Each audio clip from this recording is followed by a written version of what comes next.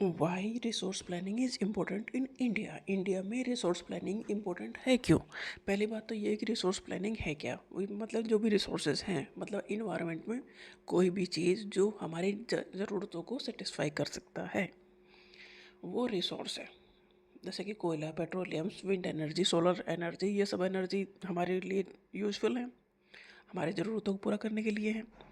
तो कोई भी रिसोर्स, अब रिसोर्स प्लानिंग का मतलब ये है कि उन रिसोर्स को हम आज भी यूज़ कर सकें और फ्यूचर की जनरेशन के लिए भी छोड़ सकें। मतलब ऐसा नहीं है सारी चीज़ें आज ही यूज़ करके ख़त्म कर दी हैं। अब ये रिसोर्स प्लानिंग इंडिया में क्यों इम्पोर्टेंट है? क्योंकि अनइवन डिस्ट्रीब्यूशन ऑफ रिसोर्सेज हमारे यहाँ कहीं कुछ है तो कहीं कुछ है।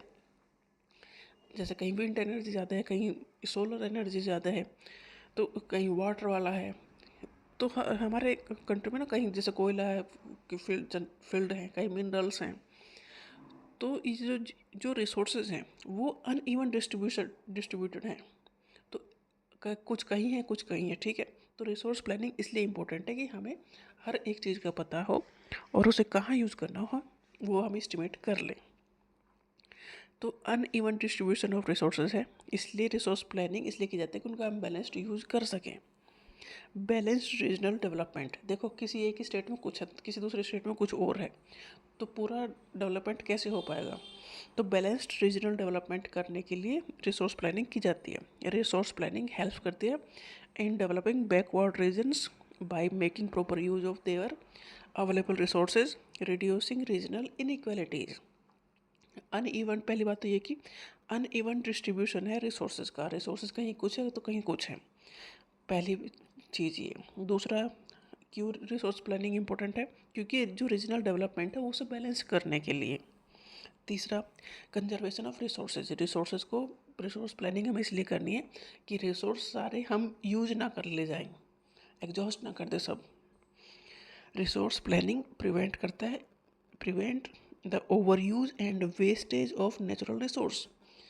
हम जो भी रिसोर्सेज हैं उसे वेस्ट ना करें, जितनी ज़रूरत है हम उतना ही यूज़ करें और फ्यूचर की जनरेशन के लिए भी छोड़ें। तो कंजर्वेशन ऑफ रिसोर्स के लिए प्लानिंग की जाती है। डेफिनेटली इकोनॉमिक ग्रोथ तो होगी ही।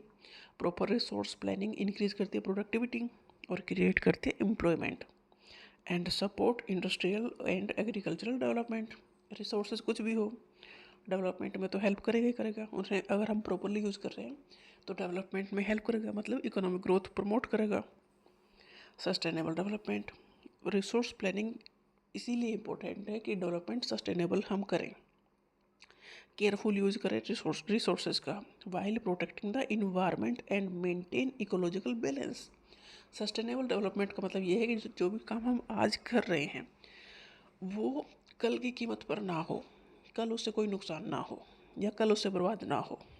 तो सस्टेनेबल डेवलपमेंट को प्रमोट करना है, इसलिए रिसोर्स प्लानिंग की जाती है।